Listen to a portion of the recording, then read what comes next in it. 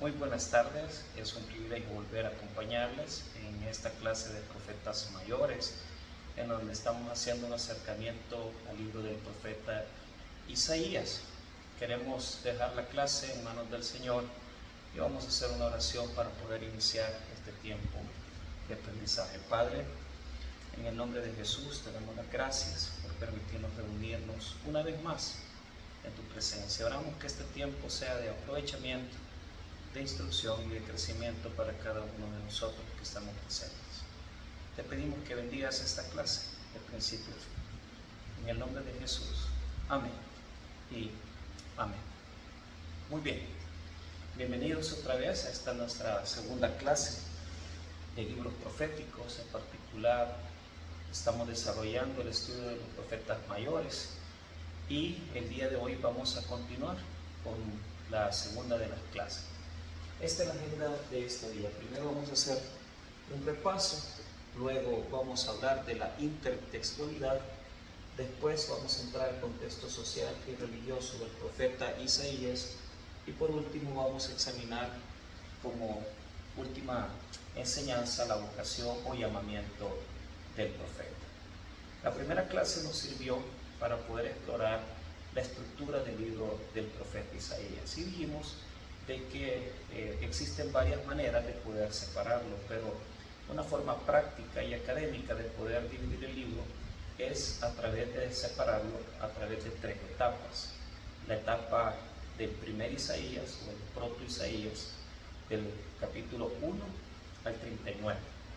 Luego la segunda etapa del 40 al 55, que se llama el Deutero o segundo Isaías. Y por último, el tercer Isaías, que comienza en el capítulo 56 y termina en el capítulo 66. Dijimos que hay muchas formas, pero que esta es la forma más práctica de separarlo y poder también acercarnos al libro del profeta. También dijimos que esa primera parte del capítulo 1 al 39 tiene varias subsecciones y que la parte más primitiva o histórica del profeta es el capítulo 1 al capítulo 5. No quiero decir con esto que las demás subsecciones sean menos históricas, no estoy hablando de eso, estoy hablando que en las primeras 5 capítulos podemos denotar ese contexto social histórico en el cual el profeta se desarrolló. El capítulo 6 va a servirnos como una bisagra para entrar a la segunda etapa de esa primera sección del 1 al 39. Y esas declaraciones proféticas comienzan en el capítulo 7 y terminan en el 12. A esta subsección del 7 al 12 se le llama el libro del Emmanuel. Es considerado así porque en el capítulo 7 se da una profecía prominente dentro de la escritura del Antiguo y del Nuevo Testamento, que también abarca mucha teología del cristianismo del Nuevo Testamento. Así pues, para poder acercarnos el día de hoy, quiero decir que el capítulo 6 es la vocación o llamamiento. Entonces, el día de hoy vamos a terminar en esta parte exactamente y vamos a acercarnos a este contexto social y religioso que se basa en el capítulo 1 al 5. Hay que entender que el libro ha sido editado, es decir, no sabemos con exactitud, pero entendemos que para la fecha del cautiverio babilónico, aproximadamente en el año 550 hasta el año 500 aproximadamente, tuvo que ser una persona el que tuvo que haber ordenado el material. El libro tiene bastantes etapas en su estructura en donde uno puede ver que alguien ha venido ordenando el material, es decir, por eso estas etapas son muy importantes, porque no pertenecen a una persona que solamente se sentó a escribir y comenzó a dictarle el espíritu y comenzó a escribir. No, los relatos, los textos están escritos de una forma en la cual se ha ido añadiendo el material poco a poco, y es así como se ha ido configurando esta primera etapa, que, como lo vuelvo a repetir, que la etapa más, digamos, primitiva, es decir, la más antigua del profeta histórico, es del capítulo 1 al 5. Es ahí donde podemos ver el contexto social del profeta. Los relatos han ido acomodándose y lo vamos a ver aquí. Paso a paso nos vamos a dar cuenta que hay subsecciones que tienen otro tipo de redacción, otro tipo de género literario, que no es el que normalmente se está leyendo en las primeras etapas. Así, de esta forma, quiero primeramente acercarnos al capítulo número 1. Hemos dejado prácticamente el capítulo 1, el versículo 20, el estudio. Y quiero cerrar el capítulo 1 con el versículo 21 al 31. Esta es una declaración profética que habla del juicio. Si ustedes se acuerdan, la semana pasada estuvimos viendo prácticamente la primera de las etapas donde el Señor acusa a su pueblo de una superficialidad religiosa. Ellos iban al templo, sacrificaban, pero sus manos estaban manchadas de sangre. Y esta última sección del capítulo 1 nos enseña, nos ayuda a entender un poco acerca de a quién se acusa, un poquito acerca de los responsables. Es importante entender que en el capítulo 1, en el capítulo 3, hasta el capítulo 4, se va a hacer señalamientos en particular de los responsables, de a quién se le adjudica el hecho que Dios va a tratar con un juicio a su pueblo.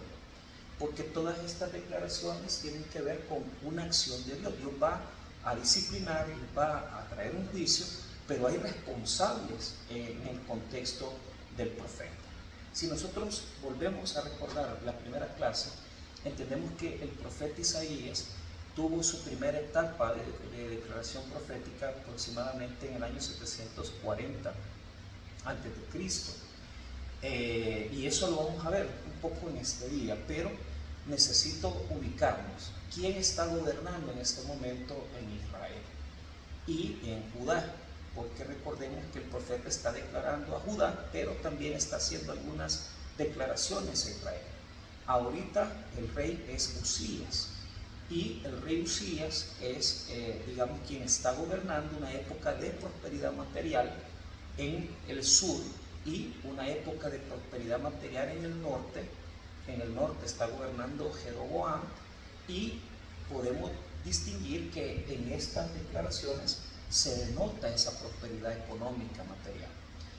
El telón de fondo de esta profecía es que el pueblo puede tener mucha prosperidad material y financiera, pero espiritualmente están en una decadencia terrible por la cual Dios va a juzgarlos. Veamos entonces esta primera parte del profeta, del capítulo 1, y vamos a ver el versículo número 21 en adelante. ¿Cómo te has convertido en ramera, oh ciudad fiel? ¿Quién estuvo de justicia en ella? Habitó la equidad, pero ahora los homicidas. Tu plata se ha convertido en escorias, tu vino está mezclado con agua, tus príncipes prevaricadores y compañeros de ladrones, todos aman el soborno y van tras las recompensas, no hacen justicia al huérfano, ni llega a ellos la causa de la vida. Entonces hay una declaración, un versículo 21 es un tema introductorio y habla de una decadencia que ha sufrido la nación. Está hablando de una mujer que era fiel, pero ha ido en detrimento, y esto tiene bastante que ver con la profecía del profeta Oseas en el reino del norte. Recordemos que Oseas es un profeta que va a denunciar el adulterio del pueblo, y esta declaración tiene ese contexto, esa relación religiosa, es decir, un adulterio espiritual. Era una mujer fiel a su esposo, pero se ha convertido en una adúltera. Después, en los versos 22 al 23, es muy importante denunciar quiénes son los responsables. Y está hablando de los príncipes, pero es todo. Los príncipes se han juntado con ladrones. Esto es importante porque está hablando de los reyes, está hablando de quienes están en la corte del rey, y está comenzando a establecer un contexto social. Sí, bien es cierto, los príncipes son los primeros que son los responsables, porque ellos debían de gobernar y debían de estar pendientes de hacer justicia a los más débiles de la sociedad.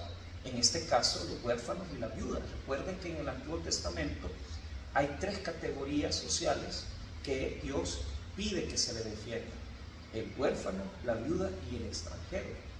De esta forma, Dios está denunciando que los príncipes han perdido esa fuerza moral, porque se ha vuelto prácticamente una ciudad infiel, una ciudad donde el símbolo es el vino, que se ha convertido casi en agua, es decir, no tiene fuerza, y obviamente el metal se ha llenado de escoria.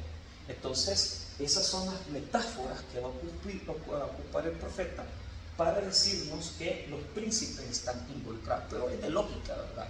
Si ya acusó en el capítulo 1, recuerden que se acusó el tema de religioso.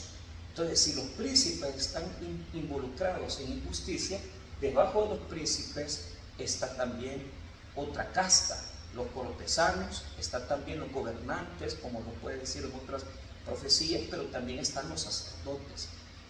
Personas que han sido establecidas por Dios para gobernar con justicia, están haciéndolo con injusticia. Y esta es la denuncia que el profeta está haciendo en este capítulo. Luego, una vez que en los versos 22 al 23 acusa a los príncipes, los versos 24 en adelante nos van a hacer referencia al juicio purificador. ¿A qué se debe esta situación de purificación? El Señor hace aquí una diferencia entre dos grupos. Un grupo de personas que va a ser humilde, que van a reconocer y van a someterse a purificarse. Y esto es importante porque la denuncia del profeta tiene que ver con el hecho de que hay un grupo de personas que no va a querer también esa purificación. Hay personas que a medida del juicio lo que hacen es endurecerse, y hay otro grupo que a medida del juicio se humilla. Entonces la pregunta aquí sería, ¿qué tanta diferencia hay en el contexto social del profeta en el siglo XXI? Siempre hay una división, ¿verdad? Yo digo que Dios está juzgando con amor, y esto es algo importante que hay que establecer. Él no trae fuego para consumirlos y destruirlos, Él trae fuego para purificarlos. Muchas veces pensamos que Dios solamente es fuego destellante, fuego destructor, fuego que consume, pero esa declaración antiguotestamentaria no tiene que ver únicamente con una situación de destrucción, tiene que ver con restauración. ¿Qué quiere Dios? Ver a su pueblo restaurado. Entonces hoy va a utilizar estos títulos, va a ocupar 3 títulos del Señor en el verso 24. Por tanto, dice el Señor, con mayúscula, Jehová de los ejércitos. En hebreo es Jehová Sabaoth, y tiene la connotación de aquel que es el líder de los ejércitos celestiales. Luego ocupa otro título, el fuerte de Israel. El fuerte de Israel se relaciona en el libro de Génesis, se relaciona en los Salmos, y tiene que ver con un Dios guerrero que defiende a su pueblo. Pero también ocupó esa palabra, es Señor con mayúscula. Entonces ocupa Señor, Jehová de los ejércitos, y ocupa por último el fuerte de Israel. El nombre Señor tiene que ver con haber liberado a Israel de Egipto. Entonces tenemos un nombre que se relaciona con la liberación de Egipto, otro nombre que es Jehová Sabaoth, que es el Dios de los ejércitos celestiales, y un tercer nombre que es el fuerte, que tiene que ver con el libro de Génesis en un contexto de batalla y de guerra. Entonces este Dios fuerte, este Dios que imprime fuerza y prodigios y todo, va a aplicar el juicio. Dice así: tomaré satisfacción de mis enemigos, me vengaré de mis adversarios, y volveré mi mano contra ti, y limpiaré hasta lo más puro tus escorias, y quitaré toda tu impureza. Hay esa idea de fuego, porque está hablando de metal, está hablando de poner fuego más fuerte. Y lo que implica el juicio es separar lo bueno y lo malo de cada uno de nosotros. Entonces, lo que Dios está tratando de decir es, nos hemos tal vez llenado de dureza del corazón, nos hemos llenado tal vez de escoria, pero Él lo va a limpiar. Él va a separar lo que todavía en nosotros puede ser llamado al arrepentimiento, y va a separar en nosotros lo que es rebelión, escorias, dureza, injusticia en este caso, muy definida la injusticia. Y este es el primer grupo, digamos, lo que va a limpiar, pero aquí viene el segundo grupo. El verso primero termina diciendo que va a restaurar, el 26, mire, restauraré tus jueces como al principio y tus consejeros como eran antes, entonces te llamarán ciudad de justicia, ciudad fiel. Entonces, los versículos 24 hasta el verso número 26 están hablando de esa restauración que Dios quiere hacer en su pueblo. Es decir, aquí son una prostituta, es decir, aquí se han convertido en una ciudad infiel, y el Señor les está diciendo, voy a volverlos a ser fieles, van a volver a ser fieles a mí.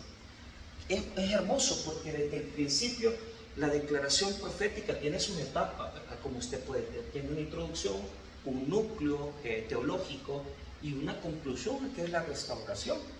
En este caso, Él quiere ver a la mujer que ha sido infiel, quiere verse volver a una ciudad fiel, a una ciudad de justicia, y volverá a poner a sus príncipes en orden, en justicia, en equidad. Y por último, los versos 27 al 31 nos habla de ese segundo grupo que no va a querer el purificarse. Es bien interesante porque nosotros todo lo ponemos en bueno o malo, ¿verdad? Pero en este caso realmente le está hablando a su pueblo, y ese pueblo se ha llenado de escoria, y Él quiere que vuelva a ser su pueblo, a que se renueve con Él. Ahí necesitamos ser renovados por Dios en muchas ocasiones. Entonces, pero está este grupo que no va a querer, se van a endurecer. Siempre es el pueblo de Dios, pero Dios le vaticina que van a sufrir. No es que sean buenos o malos, todos aquí, de alguna manera, Dios quiere su arrepentimiento, Dios no quiere dividir, pero este grupo se endurece. No podemos decir que no, los dos son malos, solo que uno está dispuesto a ser limpio y el otro grupo está dispuesto a no hacerlo. Veamos lo que dice: Sión será rescatada con juicio y los convertidos de ella con justicia, pero los rebeldes y pecadores aún serán quebrantados, y los que dejan a Jehová serán consumidos. Entonces os avergonzarán las encinas que amasteis y os afrentarán los huertos que escogisteis. Les está diciendo a los pecadores que se van a tener vergüenza porque ellos han estado en jardines idolátricos, han estado bajo los árboles, actuando en una fornicación religiosa, ¿verdad? Entonces lo que está diciendo la declaración es: van a tener vergüenza de lo que han hecho. Es interesante porque hay muchas veces que nosotros el arrepentimiento comienza ahí, en tener vergüenza de lo que hemos hecho, pero ellos ya va a ser demasiado tarde, porque cuando ya Dios los esté juzgando, ya va a estar prácticamente queriéndose arrepentir, y ahí ya no va a haber una vuelta atrás. La disciplina va a ser dada, aunque después Dios les pueda dar una misericordia. ¿Y de qué va a hablar ahora? De una destrucción, que es la que va a traer, en el caso del reino del norte, los asirios, y lo que en el reino del sur va a ser Babilonia. Mire lo que dice en el verso número 30: porque seréis como encina a la que se le cae la hoja, y como huerto al que le faltan las aguas, y el fuerte será como estopa, y lo que hizo como centella, y ambos serán encendidos juntamente, y no habrá quien escape. Es decir, hay quien apague. Es decir, el fuego del juicio, ellos van a arder, ellos van a ser el material de combustión del juicio divino, de la destrucción que viene, como lo repito, tanto en el norte, sur, en diferentes aspectos, ¿verdad? Porque el profeta a veces no deja claro hacia quién está, pero estamos hablando en este momento de los príncipes de Judá. Así que hay injusticia, y en los 27 al 31 habla de los pecados. que no van a querer purificarse. Ok, vamos al capítulo 2. Quiero dejar dentro de la finalización, nosotros a esto le llamamos edición final del libro. Esta incorporación que se ha hecho de los versos 1 al verso 4 tiene visión futurística. Entonces está hablando de un reino, una restauración. ¿Por qué? Porque este primer capítulo termina en juicio.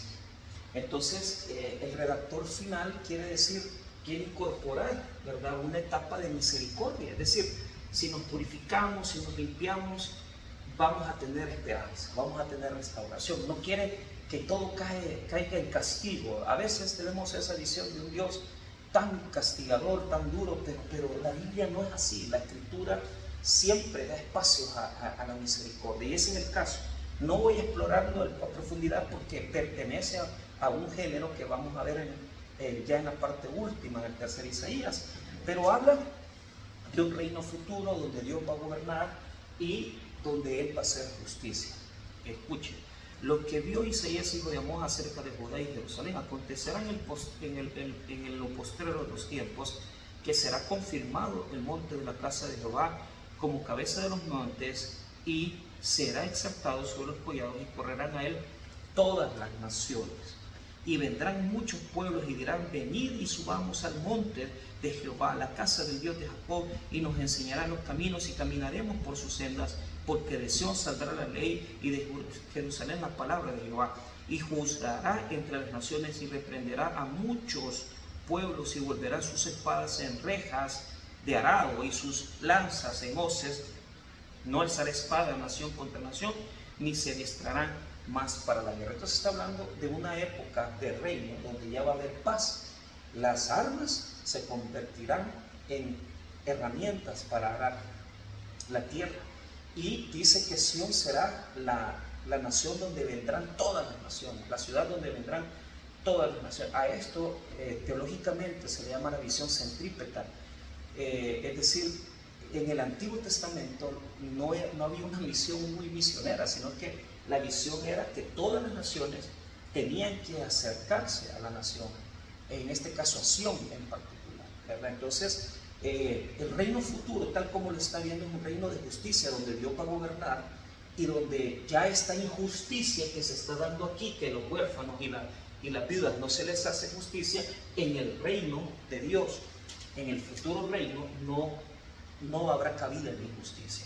Y esas armas, esos armamentos se convertirán en herramientas para trabajar la tierra. Es algo muy bello, muy futurístico, escatológico. Así es la categoría que se debe utilizar para estas porciones. Luego, ya en los versículos 5 al 11 hay una situación, un señalamiento. Vuelvo a la cuestión social. Entonces, ¿qué es lo que quiero que veamos aquí? Del 5 al 11 lo que estamos viendo es el hecho de que hay una acumulación de los reyes. O sea, está denunciando una acumulación. No voy a darle toda la lectura porque quiero pasarme a la parte número 2, que es la intertextualidad, para continuar ya en el capítulo 3, para que ya lo sepamos. Pero solo voy a leer en esta unidad textual. Estas son unidades textuales. ¿Qué es una unidad textual? Es una porción de versículos que tiene una idea, es decir, cuando yo llego al 12 ya hay un cambio. Del 5 al 11 es una idea, del 12 al 16 es otra, y del 17 al 19 es otra. Solo para establecer esto, está hablando de una idolatría, de la idolatría de las cosas, de la idolatría de la acumulación. Entonces no me voy a tardar mucho en esto porque en esta primera parte, porque vamos a ver la segunda unidad. Noten lo que dice el verso número 5: venid, oh casa de Jacob, y caminemos a la luz de Jehová. Ciertamente tú has dejado tu pueblo, la casa de Jacob, porque están llenos de costumbres traídas de oriente y de agoreros, como los filisteos, y pactan con hijos de extranjeros. Su tierra está llena de plata y oro, sus tesoros no tienen fin. También está su tierra llena de caballos, y sus carros son innumerables. Además, su tierra está llena de ídolos, y se han arrodillado ante la obra de sus manos. Entonces, hay acumulación de riquezas, hay hay también una exportación de idolatría, ¿verdad? Que no son propias de Israel y de Judá en este caso, ¿verdad? Entonces, pero lo que está denunciando es una acumulación, ¿verdad? Me tardaría mucho haciendo, porque ya lo vamos a tocar en esta unidad que sigue, pero ¿por qué? Y aquí entra la intertextualidad. ¿Qué es la intertextualidad? La intertextualidad es la identificación de textos en nuestra redacción, en la lectura que estamos haciendo, donde identificamos textos que están en otra parte de la Biblia, no son, y lo digo concordancia, sino que es la idea que el profeta tiene en su mente, es que está utilizando otro texto, está refiriéndose a otro texto dentro de la misma escritura. Entonces, la intertextualidad tiene dos aspectos. Puede ser que en la Biblia está una referencia interna en la misma Biblia, en el Antiguo Testamento, o puede ser que hay una referencia extrabíblica, es decir, hay cosas que están fuera de la Biblia que el escritor bíblico va a ocupar de otros documentos. Ahora, esta cuestión de intertextualidad lo quiero poner de esta manera, es el hecho de que probablemente está hablando de la riqueza del rey, en este caso del rey Usías. Entonces, ¿cuál es la importancia de que nosotros leamos los libros de los profetas a la par de los libros históricos? Y esto quiero decir que hay libros en donde nosotros podemos identificar los reyes directamente, y uno de ellos es el libro de las crónicas. El libro de las crónicas de los reyes se escribe posterior al exilio y es una reflexión directa del pueblo de las razones por qué cayeron en el cautiverio, por qué cayeron en esa condición de idolatría, y comienza ya a asomar esta situación contextual que se puede identificar no solo en el libro de Isaías, sino que a la par del libro de Isaías tenemos que leer Reyes, tenemos que leer Crónicas, porque ahí vamos a ir identificando las épocas de los reyes. Aunque la categoría intertextualidad se ocupa más en el término exegético, podemos ocuparla también para poder buscar un poco del contexto de los libros. Para yo entender el libro, primero tengo que entender a quién está hablando el profeta. Y después de saber a quién está hablando en su contexto, yo tengo que hacer la evaluación de aplicarlo en mi contexto. Pero a veces nos saltamos ese proceso. Todo lo hacemos directo, lo aplicamos desde nuestro contexto. No es así. Una verdadera exégesis debe de tener esas dos etapas. La primera es analizar, investigar el contexto del texto, a quién se le habló, a quién se le dijo, y en segundo lugar, aplicar al contexto en mi contexto. O sea, ya es una interpretación. Eso son separaciones grandes, porque acuérdense que usted está viviendo en el siglo XXI y este es un libro que tiene varias, nosotros le llamamos aproximaciones. Usted tiene que desmontar la barrera lingüística, porque este libro no se escribe en español, se escribe en hebreo, el Antiguo Testamento. Luego, una barrera cultural, que la cultura de ellos no es la suya. Y número 3, una barrera científica, una barrera también tecnológica. Ellos no conocían muchas cosas que nosotros hoy conocemos. Entonces, usted no puede leer el texto desde su propia visión. Primero tiene que hablar a quién está hablando. Entonces está hablando de acumulación. Etapa del rey Usías. Entonces veamos esto. Segundo libro de las Crónicas de los Reyes, capítulo 26, y habla de un poderío que Usías tenía, pero vuelvo a repetir, o sea, usted tiene que entender que el libro del profeta Isaías es un libro que está hablándole en su tiempo al rey, es decir, él está haciendo una declaración profética al rey.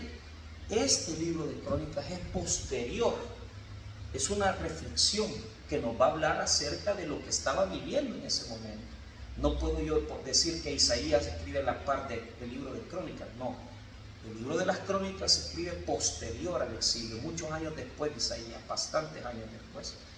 Escuchen lo que dice de Usías en el capítulo 26, y voy a leer los versos número 6 en adelante.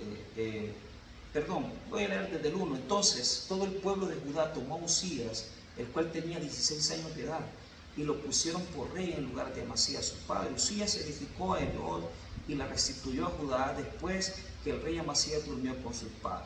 De 16 años de Uzías cuando comenzó a reinar, y 52 años reinó en Jerusalén, así que reinó mucho tiempo.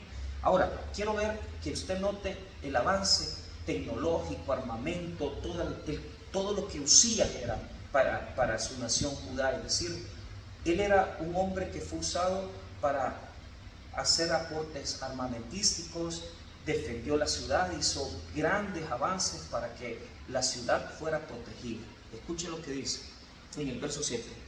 Dios le dio ayuda contra los filisteos y contra los árabes que habitaban en Ur-Baal y contra los amonitas. 8. Y dieron los amonitas presentes a Uzías, y se divulgó su fama hasta la frontera de Egipto, porque se había hecho altamente poderoso. Edificó también Uzías torres en Jerusalén, junto a la puerta del ángulo y junto a la puerta del valle, junto a las esquinas, y la fortificó. Asimismo edificó torres en el desierto y abrió muchas cisternas, porque tuvo mucho ganado, así en la Céfela como en las vegas y viñas y labranzas, así en los montes como en los llanos fértiles, porque era amigo de la agricultura.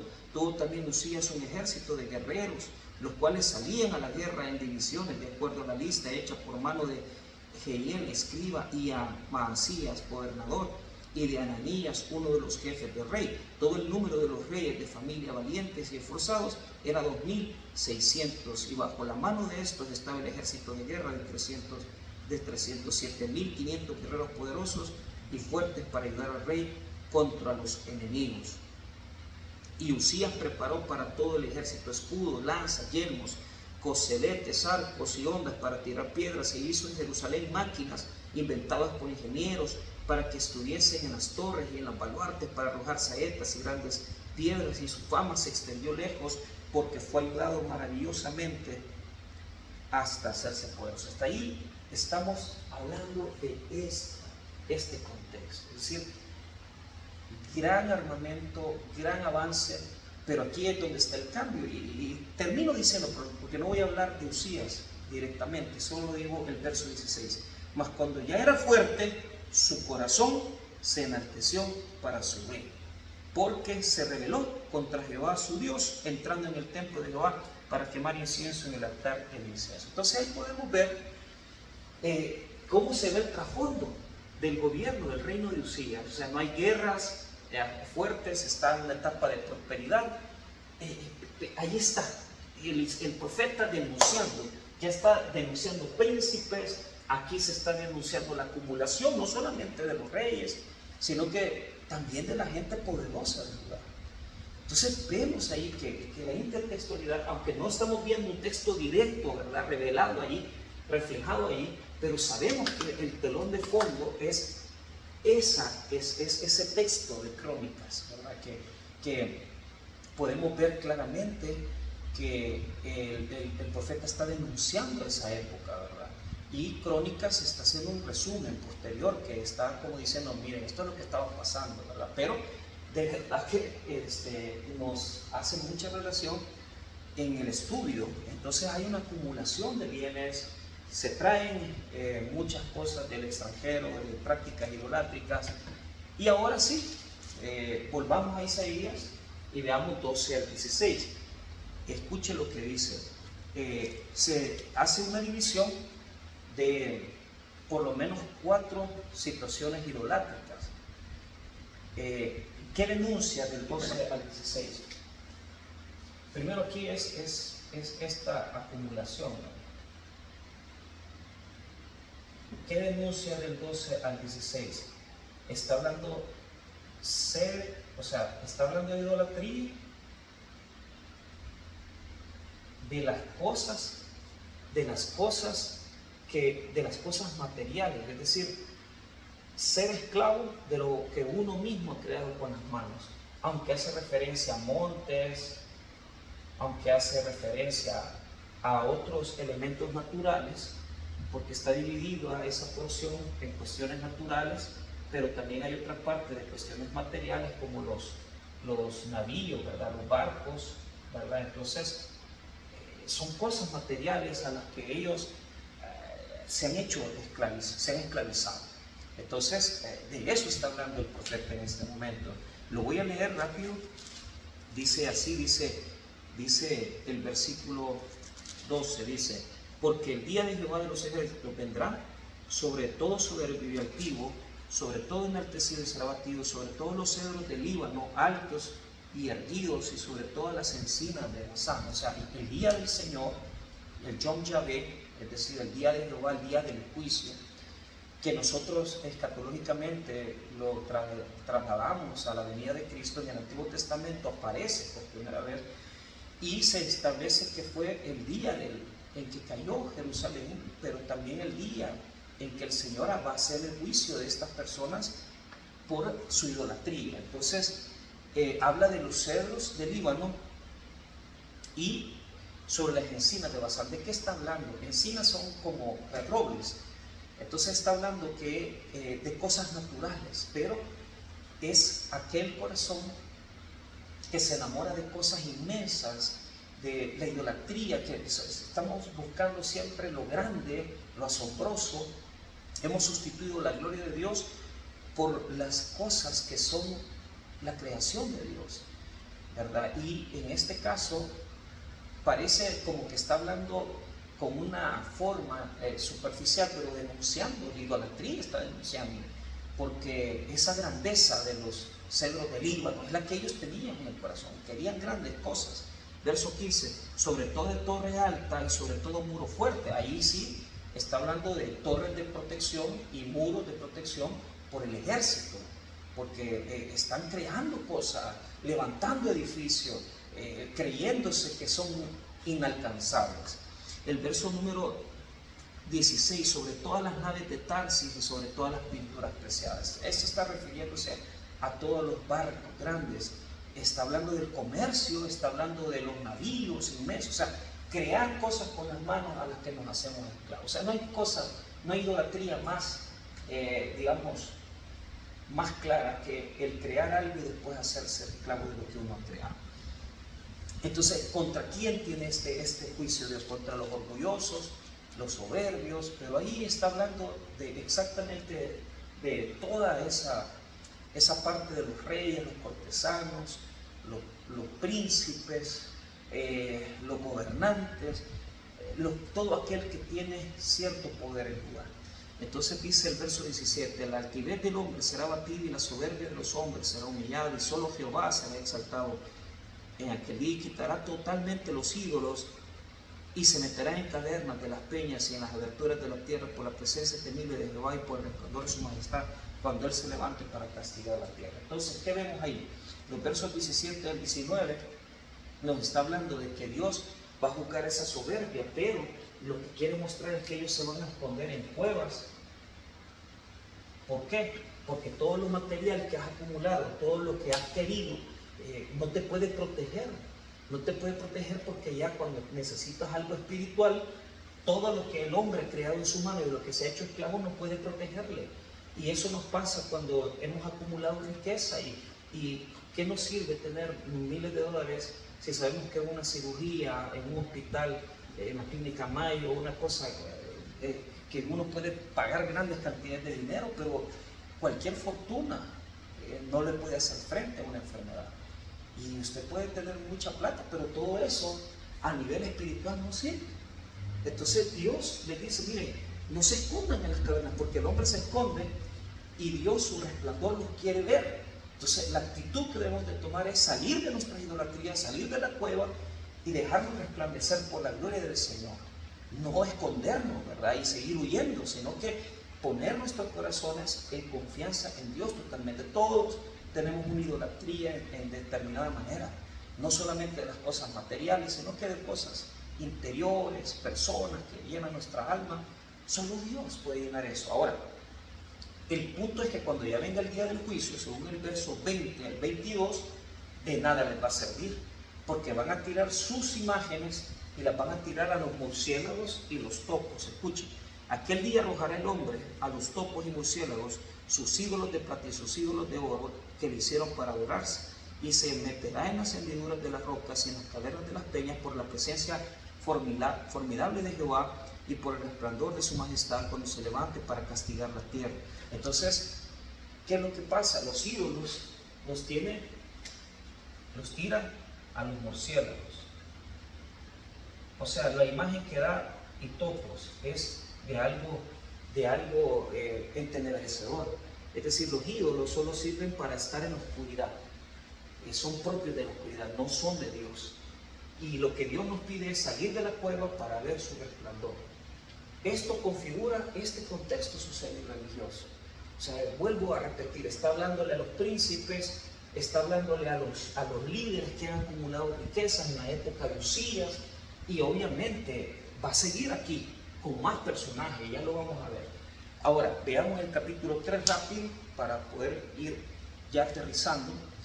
En el capítulo 3 lo que nosotros vemos es una anarquía, y lo que identifica en estas tres unidades textuales es que se va a buscar líderes, no van a haber líderes en el juicio.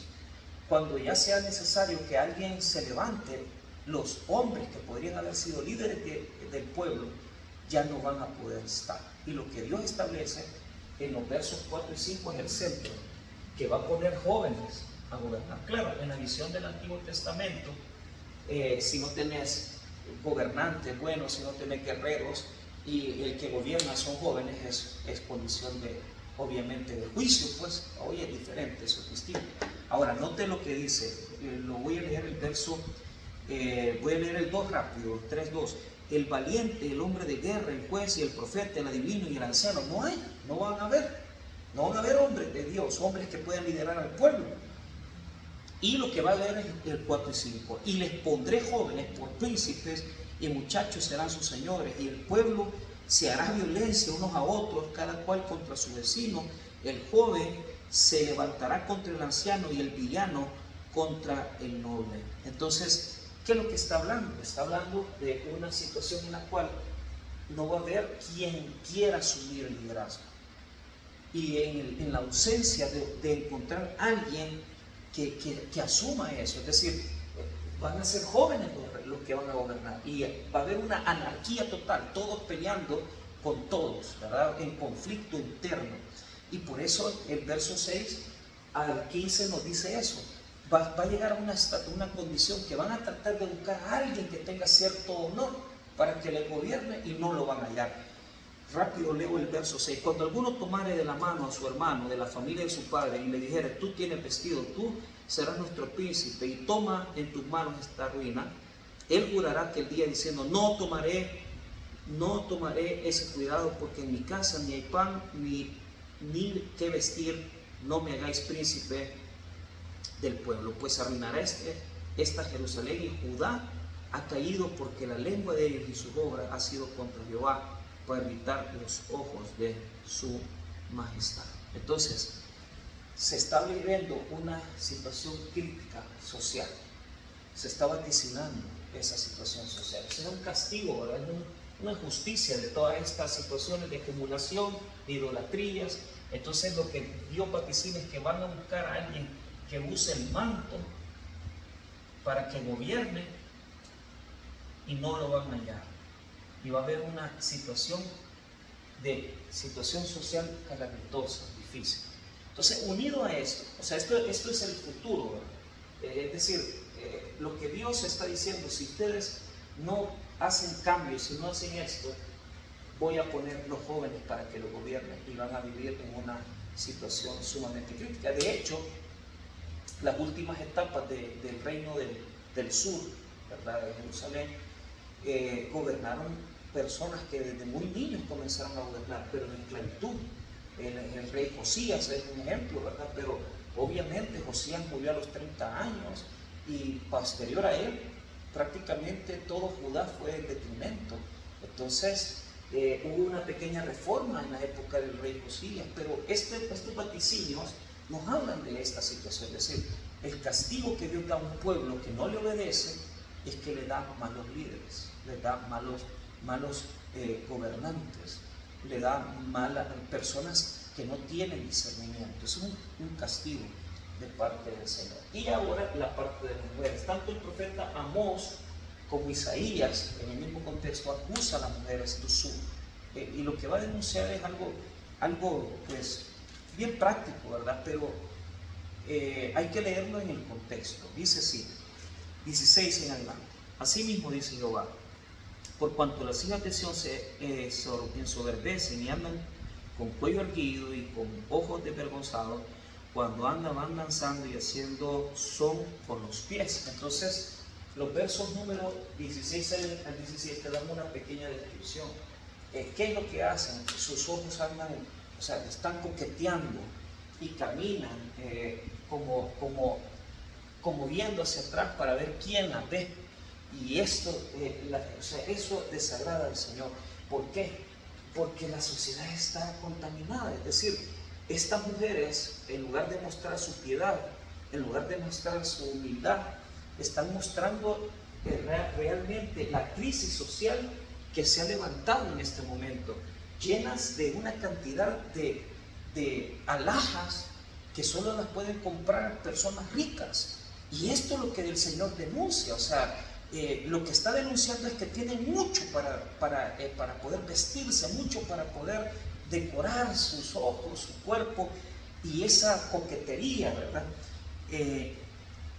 Vean lo que dice el juicio. Dice, eso es 16, 17. Por tanto, el Señor rayará la cabeza de las hijas de Sión y Jehová descubrirá su vergüenza. Entonces la va a desnudar, le va a quitar su pelo, que es una señal de humillación. Entonces 16 y 17 es la descripción de lo que está pasando. Y vuelvo a decir, no es que nos está diciendo que las mujeres no se tienen que arreglar, no, es el contexto social y religioso. Mujeres ricas, poderosas, Amós les llama las vacas de Basán, les dice mujeres que están haciendo opresión a su pueblo y que están viviendo en injusticia, ¿verdad? Entonces, y se visten con cosas de lujo, pero oprimiendo a la gente pobre. Eso es lo que está denunciando el profeta. Verso 18, aquel día quitará el Señor el atavío del calzado, los redecillas de las lunetas, los collares, los pendientes y los brazaletes, las cofillas, los atavíos de las piernas, los partidores de pelo, los pomitos de olor y los zarcillos. Es decir, denuncia una cantidad de joyas, ¿verdad? No sé, muchas de ellas no sabemos qué son, pero escuche lo que dice el 21, los anillos y los joyeles de las narices, las ropas de gala, los mantoncillos, los velos de la bolsa, los espejos, el lino fino, las gasas y los tocados, y en lugar de los perfumes aromáticos vendrá hediondez y cuerda en lugar de cinturón, y cabeza rapada en lugar de compostura de cabello, en lugar de ropa de gala, ceñimiento de cilicio y quemadura en vez de hermoso. Es decir, desnudez, le va a rapar. Pero ¿qué está denunciando el Señor aquí?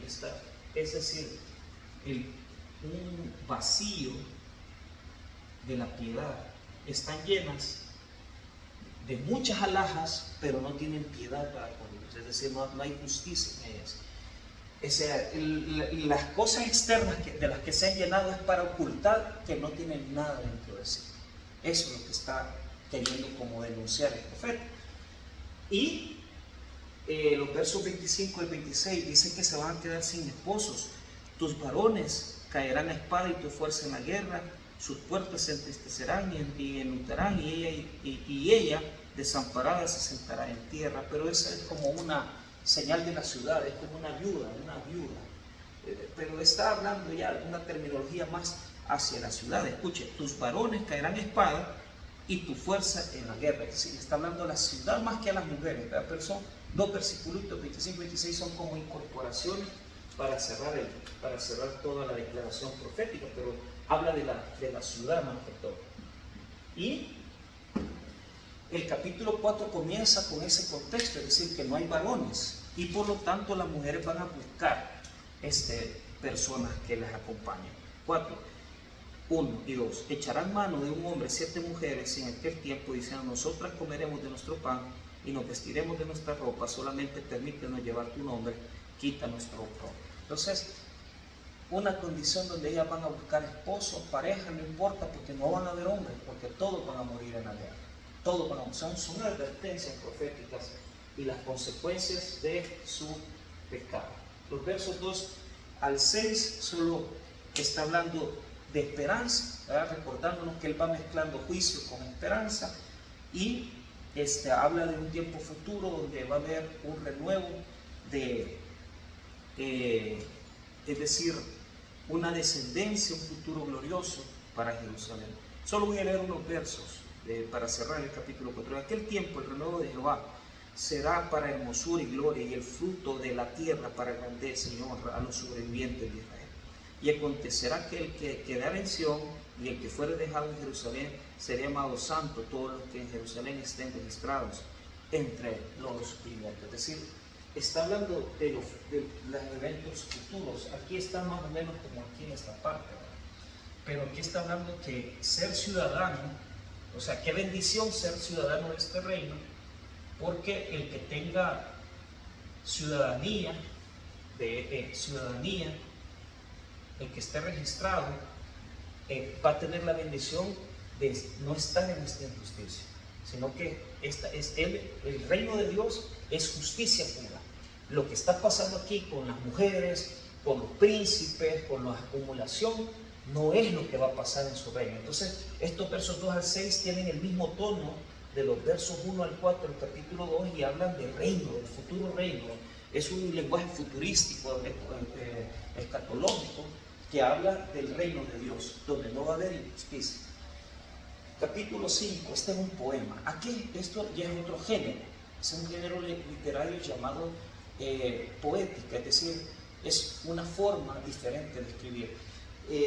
Estos textos se escriben en prosa y este texto se escribe en verso, y lo que habla es de las consecuencias, como cerrando la idea de la injusticia que había en este momento en el pueblo. Es una figura poética muy hermosa y está dividida en párrafos, ¿verdad? El verso 1 y 2 es el poema en sí. Está mezclando tres tipos de personajes. Uno, un agricultor, es decir, un agricultor. El segundo va a hablar un amigo del agricultor, del que ha sembrado esto. Y tercero, nos vamos a dar cuenta que el que se ve reflejado es Dios. Entonces, quiero que entienda esto, es decir, es como que alguien está cantando, el amigo del que canta va a dar unas palabras, pero al final nos damos cuenta que el personaje es el Señor, es Dios. Entonces, y esta enseñanza se va a ocupar en el Nuevo Testamento en muchos contextos. Verso 1 al verso número 2. Ahora cantaré por mi amado. Esa es la parábola de la viña. Ahora cantaré por mi amado, el cantar de mi amado a su viña. Estaba cantando alguien hacia un desamor, ¿verdad? O sea, que lo que revela es un poema muy precioso, pero es difícil de comprenderlo porque es como que fuera una palabra de un agricultor, pero hay un enamorado detrás. Es decir, alguien que ama a la viña, y la viña sería como la mujer, ¿verdad? Pero ese es un desamor detrás. Entonces uno tiene que entender que los profetas utilizan esta forma de hablar, estos géneros para hacernos reflexionar. Ahora cantaré por mi amado, el cantar de mi amado a su viña. Tenía mi amado una viña en una ladera cerca, la había cercado y despedregado y plantado de vides escogidas. Había edificado en medio de ella una torre y hecho también en ella un lagar, y esperaba que diese uvas, y dio uvas silvestres. Entonces, un agricultor preparó todo, preparó la tierra, edificó una torre y esperaba que diera buenas uvas.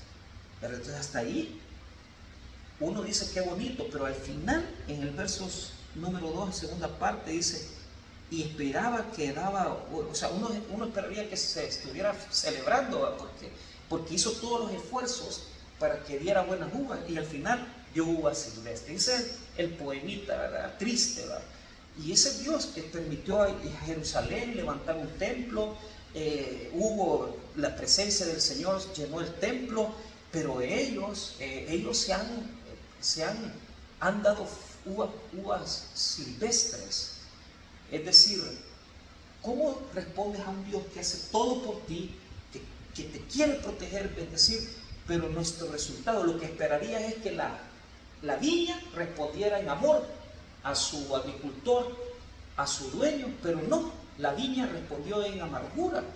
Y eso es lo que a Dios denuncia aquí a través del profeta, que Dios hace todos los esfuerzos para que el hombre sea bendecido, lo protege, lo cuida. ¿Y cómo le paga el hombre? Con infidelidad. Entonces aquí viene el profeta, que es el amigo del decepcionado. Dice el 3, versos 3 y 4, dice: ahora pues, vecinos de Jerusalén y varones de Judá, juzgad ahora entre mí y mi viña. ¿Qué más se podía hacer a mi viña que yo no haya hecho en ella? ¿Cómo esperando yo que diese uvas, ha dado uvas? Entonces es como habla diciendo, ¿qué piensan ustedes? ¿Verdad? Pues hay un cambio, ¿verdad? Este personaje está como diciendo, ¿qué piensan? ¿Qué pensarían ustedes? Pero es un amigo, o sea, realmente no. En el español hay un problema, cuando ya uno lo lee en hebreo hay otra distinción. Entonces después en los versos números 5 y 6 ya habla del castigo. 5 y 6, os mostraré pues ahora lo que haré yo a mi viña, le quitaré su vallado y será consumida, aportillaré su cerca y será hollada. Es decir, le quitará la protección, vendrán, Nabucodonosor destruirá Jerusalén, destruirá todo. Y este es el poema que cierra esta primera etapa. Y aquí termina en ayes. Los ayes teológicamente son lo contrario de las bienaventuranzas. Hay ayes y bienaventuranzas.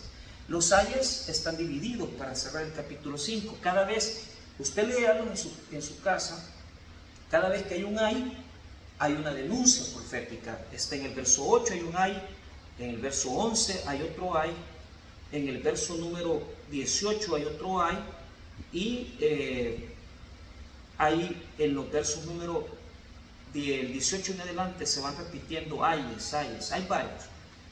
Solo voy a leer dos ayes. El primero, el 8. Hay de los que juntan casa a casa y añaden heredad a heredad hasta ocuparlo todo. Se hablaba de la acumulación. Es complicado este profeta, está hablando de denuncia social, ¿verdad? O sea, han acumulado, o sea, la ley en el Antiguo Testamento prohibía que la tierra se utilizara, o sea, nadie podía apropiarse de ella, se protegía. Si usted era dueño de algo, no lo podía vender, porque la tierra es del Señor. Pero aquí hay una acumulación. El verso 11, hay de los que se levantan de mañana para seguir embriaguez. Ya aquí está hablando de una situación de moralidad, ¿verdad? Siguen tomando, o sea, hay tanta opulencia que ellos viven en vida de placeres, ¿verdad? Y se embriagan y toman, y tanto lujo.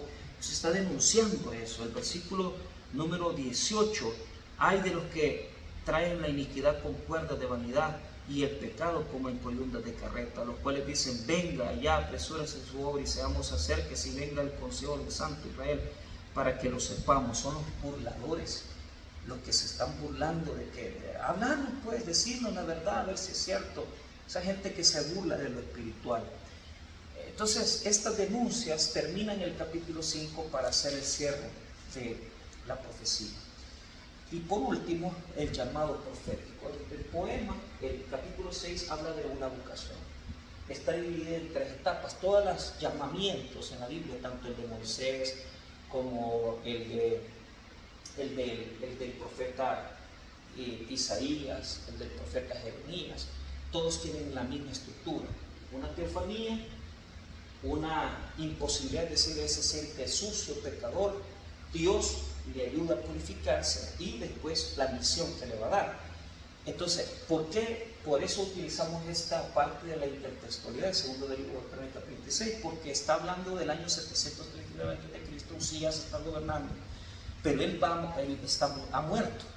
Y la preocupación de Isaías es, ¿y hoy qué hacemos? Si se murió el que hizo todos los baluartes, se murió el que hizo todo esto, nos ha defendido las cuestiones de armamento militar, él lo ha creado, y hoy qué hacemos. Pero ante la muerte de Usías es como que la visión teofánica lo hace ver que el Señor está sentado, porque a usted le puede pasar lo que quiera, a mí también, pero Dios no se mueve de su trono.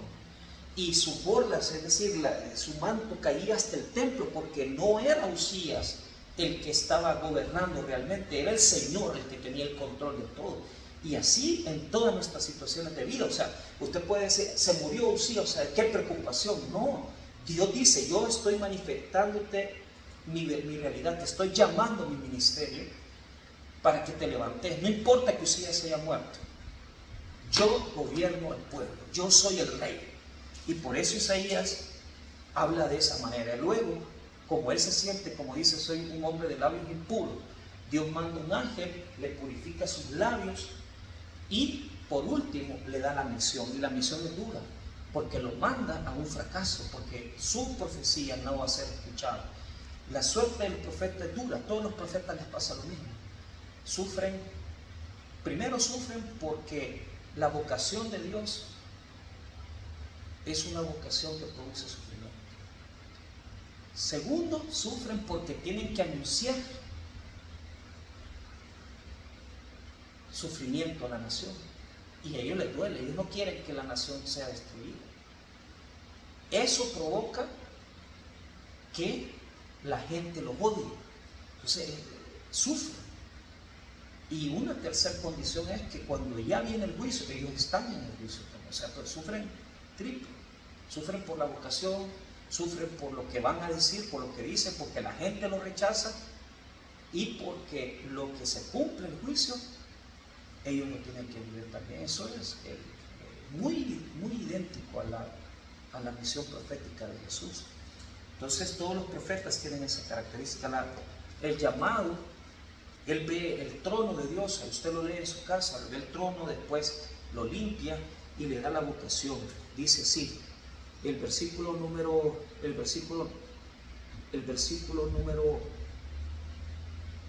8. Después oí la voz del Señor que decía, ¿a quién enviaré? ¿Y quién irá por nosotros? Entonces respondí yo, heme aquí, envíame a mí. Y dijo, anda y di a este pueblo, oíd bien y no entendáis, ved por cierto, mas no comprendáis. Engruesa el corazón de este pueblo y agrava sus oídos y ciega sus ojos, para que no vea con sus ojos, ni oiga con sus oídos, ni su corazón entienda, ni se convierta y haya para él sanidad. Entonces, ¿para qué vamos a profetizar? ¿Para qué vamos a declarar? Entonces es duro, porque nadie lo va a escuchar, no lo van a oír. Y estas palabras se van a ocupar para describir también el ministerio de Jesucristo. El Señor Jesús pasó por lo mismo, su pueblo no lo escuchó. Y es lo que en un determinado momento Dios va a revelar, de que también es un reclamo, porque no escucharon a los profetas y no van a escuchar a Jesús tampoco. Y esto es duro porque el profeta recibe su llamado, pero su llamado, o sea, esto de ser llamado no es algo fácil, es una vocación, ¿no? Por eso es una cuestión vocacional. Pero termino diciendo eso, o sea, el capítulo 6 es la bisagra, 1 al 5, la parte que nos revela la parte de la etapa más primitiva de la profecía de Isaías en la historia, y el capítulo 6, que es la bisagra, la vocación. O sea, no, yo hubiera querido ver la vocación al principio, no, es que no funciona así. Primero se nos presenta el contexto en que está viviendo el profeta, después la vocación.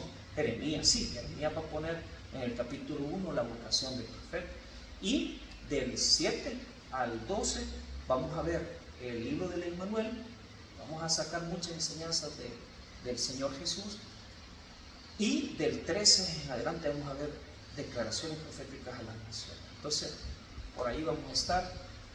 Les agradezco mucho por el tiempo. No es para que ustedes agarren todo esto y lo quieran asimilar de una vez, es muy complejo, pero lo dejo para que ustedes hagan las preguntas en el tiempo de preguntas y respuestas, y yo voy a dejar ya esta semana una actividad para que ustedes avancen. Yo me cumplo con mi clase, pero sé que es complejo toda esta información.